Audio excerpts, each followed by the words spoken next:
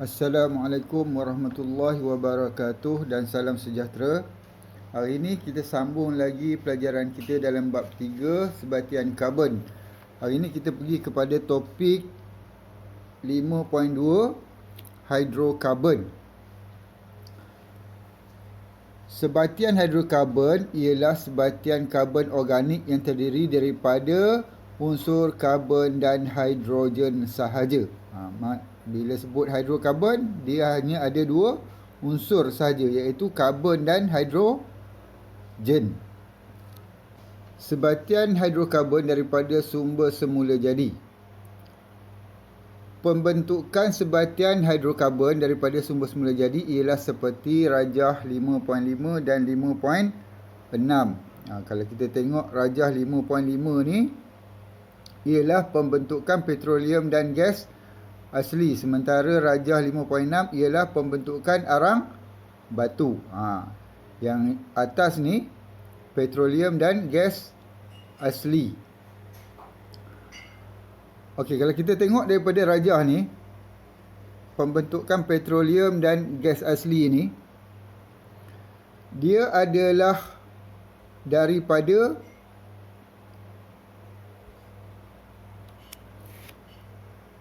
hidupan laut yang mati terbenam di dasar laut. Dia adalah daripada hidupan laut yang mati terbenam di dasar laut. Kemudian selepas berjuta-juta tahun, sisa-sisa itu tertanam semakin jauh ke dalam dasar laut di bawah lapisan tebal dan batu lumpur. Batu dan lumpur. Baik, kalau kita tengok, ini ialah lapisan haiwan-haiwan yang mati.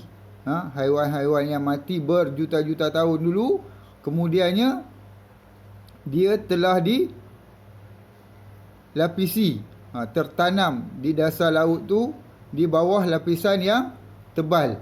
Akibatnya daripada tu, pergabungan tekanan oleh lapisan pasir dan lumpur, haba yang diserap daripada persekitaran dan proses penguraian oleh bakteria mengubah sisa itu menjadi petroleum dan gas asli. Selepas berjuta-juta tahun, dia berubah akibat daripada tekanan dan persekitaran dia, dan diurai oleh bakteria. Dia bertukar menjadi petroleum dan gas asli. Sekarang kita tengok pula pembentukan arang batu. Arang batu ni dia daripada tumbuh-tumbuhan. Kalau kita tengok dalam rajah ni, berjuta-juta tahun dahulu sisa tumbuhan mati tertanam secara semula jadi. Tertanam secara semula jadi di dalam tanah. Kemudian selepas berjuta-juta tahun, sisa itu tertanam semakin jauh ke dalam tanah di bawah lapisan batu yang tebal. Dia makin lama makin ke dalam, akibat daripada tanah yang melapisi di bahagian atas dia, semakin lama semakin dalam, semakin tebal lapisan yang di atas tu. Penggabungan kesan tekanan oleh lapisan batu, haba yang diserap daripada persekitaran dan proses penguraian oleh bakteria mengubah fosil tumbuhan menjadi arang batu. Akibat daripada tekanan persekitaran dia, iaitu haba dan oleh bakteria, dia berubah menjadi arang batu. Ni bukan ambil masa yang sedikit, berjuta-juta tahun baru jadi arang batu ni. Begitu juga dengan petroleum dan gas asli, proses yang sangat lama. Penyulingan berperingkat petroleum. Petroleum ialah suatu campuran hidrokarbon.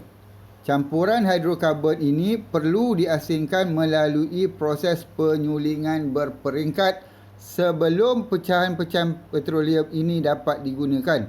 proses penyulingan berperingkat digunakan kerana pecahan-pecahan petroleum mempunyai takat didih yang berbeza. Okey, daripada bahan petroleum yang diambil daripada dalam bumi ini, dia merupakan satu cecair yang berwarna hitam. Itu ialah petroleum mentah. Petroleum mentah ni akan diproses. Proses dia namanya ialah penyulingan berperingkat. Dalam proses penyulingan berperingkat lah, maka dihasilkan berbagai-bagai bahan daripada petroleum mentah ni. Macam mana proses penyulingan berperingkat itu, kita boleh lihat daripada kita scan QR code yang ada di dalam buku kita ni, ya. Yang ni kita scan, kita akan nampak nanti macam mana penyulingan berperingkat ni menghasilkan pelbagai jenis produk bahan petroleum. Mari kita scan.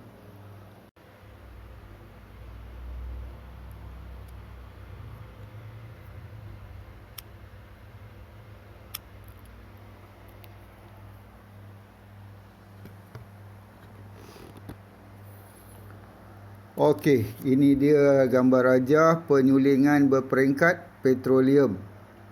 Baik, dalam rajah ni kita dapat lihat beberapa produk yang dihasilkan melalui proses penyulingan berperingkat. Baik. Petroleum mentah tadi apabila dimasukkan ke dalam relau ni, dia akan dipanaskan. Baik, kita tengok. Pada peringkat suhu 30 darjah Celsius, yang ni, apabila bahan petroleum ni, petroleum mentah ni dipanaskan pada suhu 30 darjah Celsius, gas petroleum digunakan untuk pemanasan dihasilkan. Gas masak lah, gas masak. Pada suhu 30 darjah Celsius, gas ini akan terhasil. Kurang daripada 30 darjah Celsius, ya. Kemudian pada suhu 30 hingga 75 darjah Celsius pula, ini petrol dihasilkan. Petrol yang digunakan untuk kereta, motor dan sebagainya. Segala enjin yang menggunakan petrol, inilah dihasilkan daripada kaedah penyulingan berperingkat pada suhu 30 hingga 75 darjah Celsius. Kemudian apabila dipanaskan pada suhu yang lebih tinggi lagi, iaitu pada suhu 75 hingga 150 darjah Celsius, nafta dihasilkan. Nafta ni digunakan untuk membuat pelarut, racun perosak, bahan asas dalam industri petrokimia. Kemudian pada suhu yang lebih tinggi lagi, iaitu pada suhu 150 darjah Celsius hingga 230 darjah Celsius, kerosin dihasilkan. Kerosin ni digunakan sebagai bahan api kapal terbang. Kapal terbang dia tak guna petrol, guna kerosin. Kemudian pada suhu 230 hingga 250. Ni lagi panas. 230 hingga 250 darjah Celsius, diesel dihasilkan. Diesel ni biasa digunakan untuk kenderaan-kenderaan berat seperti lori, bas, jentera, jentera jentolak ke, semua jentera-jentera berat menggunakan bahan api diesel. Kemudian pada suhu 250 darjah Celsius hingga 300 darjah Celsius, minyak pelincir pula dihasilkan. Minyak pelincir ni minyak yang kita guna dalam enjin. Dalam enjin. Untuk melancarkan pergerakan enjin. Kemudian pada suhu 300 hingga 350 darjah Celsius, minyak bahan api digunakan untuk kapal dan stesen jana kuasa. Ini ialah bahan-bahan yang digunakan untuk kapal dan jana kuasa. Dan yang terakhir sekali, suhu melebihi 350 darjah Celsius, bahan yang terhasil ialah bitumen. Bitumen yang digunakan untuk menurap jalan raya yang warna hitam tu. Itu ialah produk terakhir yang dihasilkan daripada penyulingan berperingkat petroleum ni. Habis semua digunakan. Akhir sekali ialah buat jalan raya, iaitu daripada bitumen. Okey, ini dia penyulingan berperingkat. Seterusnya ialah sebatian hidrokarbon tepu dan tak tepu. Rajah 5.8 menunjukkan dua jenis sebatian hidrokarbon, iaitu sebatian hidrokarbon tepu dan sebatian hidrokarbon tak tepu. Baik, kita tengok rajah 5.8 ni. Hidrokarbon tepu yang di sebelah kiri ni, hidrokarbon tepu mempunyai ikatan kovalen tunggal di antara atom karbon dengan atom karbon. Dia mempunyai ikatan tunggal di antara atom karbon dengan atom karbon. Mana dia ikatan tu? Ni. Antara karbon dengan karbon. Ada satu garisan tu, itu ialah ikatan. Ada satu garisan je. Ini nama dia ikatan kovalen. Ikatan kovalen tunggal. Satu garisan ikatan kovalen tunggal di antara karbon dengan karbon. Baik, di sebelah ni pula ialah contoh alkena. Contohnya ialah alkena. Yang tadi tu alkana. Ini ialah alkena. Hidrokarbon tak tepu mempunyai sekurang-kurangnya satu ikatan kovalen ganda 2 di antara atom karbon dengan atom karbon, atau ikatan kovalen ganda 3 di antara atom karbon dengan atom karbon. Ini dia. Ikatan ganda 2, ada 2 garisan. Baik, kalau kita lihat dekat sini, ikatan ni untuk satu karbon, dia ada macam ni. Karbon dia ada 4. 1, 2, 3, 4. Macam di sebelah ni. Yang ni karbon dia macam inilah. Ada 4. Tapi kalau kita tengok kat sini,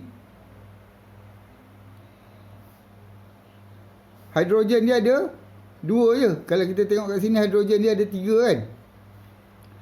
Kenapa dia macam tu? Sebab dia ada ikatan kovalen ganda 2 yang menjadikan ikatan tu 4. Dia jadi macam ni tadi. Ni karbon, sini ada 2 ikatan.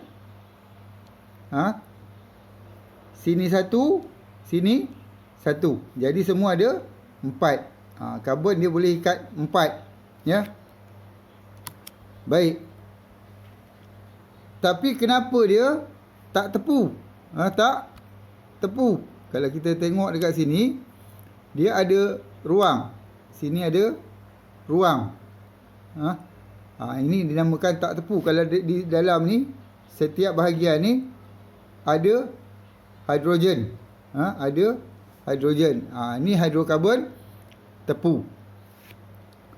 Baik. Seterusnya kita lihat pula siri homolog. Dalam kimia organik, satu siri homolog terdiri daripada kumpulan sebatian organik tertentu yang mempunyai sifat kimia yang serupa. Antara contoh siri homolog termasuklah alkana dan alkena. Ini dia mempunyai sifat kimia yang serupa dalam satu keluarga. Dalam keluarga dia ni ada lagi ahli keluarga yang lain yang biasa kita dengar. Contohnya alkohol dan juga ester. Ini yang biasa kita dengar lah. Alkohol, ester. Ini termasuk juga dalam keluarga alkana dan alkena ni. Baik, kita tengok dulu alkana. Alkana. Alkana ialah sebatian hidrokarbon tepu. Setiap atom karbon dalam molekul alkana mempunyai ikatan kovalen tunggal dengan atom karbon lain. Seperti yang saya dah jelaskan tadi. Ini ikatan kovalen ni adalah ikatan kovalen tunggal. Ikatan kovalen tunggal antara karbon dengan karbon. Oleh sebab alkana merupakan satu siri homolog, setiap ahli siri homolog dalam alkana dapat diwakili oleh formula AMP CnH2n tambah 2, di mana N ialah 1, 2, 3 dan seterusnya sampai berapa lah. Ini formula asas bagi keluarga ni lah, alkana ni. Kemudian alkena. Alkena ialah sebatian hidrokarbon tak tepu. Setiap molekul alkena mempunyai sekurang-kurangnya satu ikatan kovalen ganda 2 di antara atom karbon dengan atom karbon. Di antara atom karbon dengan karbon dia ada sekurang-kurangnya satu ikatan ganda 2. Yang seperti yang ditunjukkan pada rajah 5.10 ni. Ni. Ya. Baik, oleh sebab alkena merupakan satu siri homolog, setiap ahli siri homolog alkena dapat diwakili oleh formula AMP CnH2n, di mana N ialah 2, 3 dan seterusnya. N yang untuk alkena ni dia tak ada satu. Tadi alkana tadi dia mula dengan satu. Tapi alkena ni dia tak mula dengan satu. Dia bermula daripada nombor 2. Baik, kita tengok ni dia. Contoh dalam jadual 5.1. Nama bagi 6 ahli pertama alkana dan 5 ahli pertama alkena diberi dalam jadual 5.1. Baik. Untuk alkana, apabila N itu bersamaan dengan 1, nama dia metana. Kalau N dia 2, etana. 3, propana. 4, butana. 5, pentana. Dan 6, heksana. Baik. Bagi alkena pula, dia tak ada N1. Jadi tak ada nama lah dekat situ. Dia bermula dengan N2. Yang N2 ni nama dia etena. 3, propena. 4, butena. 5, pentena. 6, heksena. Perubahannya ialah, kalau kita tengok dalam dua kumpulan ni, alkana dengan alkena ni, ialah huruf A dengan huruf I. Eta, ite. Propa, prope. Buta, bute. Bukan buta lah. Penta, pente. Heksa, hekse. Dia ubah huruf A kepada huruf I. Ingat itu je. Seterusnya kita lihat sumber tenaga alternatif dan tenaga boleh baharu dalam kehidupan harian. Bahan api fosil seperti petroleum, arang batu dan gas asli merupakan sumber tenaga tidak boleh baharu yang semakin berkurang. Kita dah guna setiap hari, makin lama makin kurang bahan ni. Oleh sebab itu, sumber tenaga alternatif menjadi semakin penting untuk membekalkan tenaga dalam kehidupan harian. Sumber tenaga alternatif merupakan sumber tenaga yang tidak mudah habis digunakan seperti tenaga nuklear atau sumber tenaga boleh baharu. Contoh-contoh sumber tenaga boleh baharu adalah seperti di bawah. Okey, kalau kita tengok dalam kotak ungu tu, itu ialah sumber-sumber tenaga yang boleh diperbaharui. Yang pertama, sumber tenaga solar. Yang kedua, sumber tenaga angin. Ketiga, sumber tenaga hidro. Sumber tenaga biojisim. Apa dia sumber tenaga biojisim ni? Solar awak tahulah daripada matahari kan. Tenaga angin, daripada angin lah. Hidro daripada air. Biojisim ni ialah apa dia? Ialah bahan-bahan buangan seperti sampah-sampah, pokok-pokok yang dah ditebang. Contoh pokok getah. Sampai usia tertentu dia tak dapat mengeluarkan hasil yang baik lagi. Tak ada getah yang banyak dikeluarkan, pokok ditebang untuk tanam semula. Jadi pokok-pokok tadi, pokok getah tadi, selain daripada dia buat kayu dan papan, hasil sampingan dia yang tak digunakan untuk buat papan dan kayu tadi boleh digunakan sebagai bahan api. Digunakan sebagai bahan api. Begitu juga dengan pelepah-pelepah, tandan, kelapa sawit apa semua tu, itu boleh dikira sebagai sumber biojisim. Sumber tenaga geotermal. Ini haba yang terdapat dalam bumi. Digunakan untuk memanaskan air di dalam jana kuasa untuk menjana tenaga elektrik. Kemudian sumber tenaga air pasang surut. Air pasang surut ni di laut. Ketika air pasang, air surut, ada jana kuasa yang boleh menghasilkan tenaga elektrik melalui pasang surut air ni. Begitu juga dengan ombak. Ombak, ada jana kuasa ombak yang boleh menghasilkan tenaga elektrik. Baik. Banyak negara termasuklah Malaysia berpotensi membina stesen jana kuasa nuklear untuk membekalkan tenaga. Kebaikan dan keburukan membina stesen jana kuasa nuklear perlu dinilai sebelum membuat sebarang keputusan. Kalau tenaga nuklear ni, dia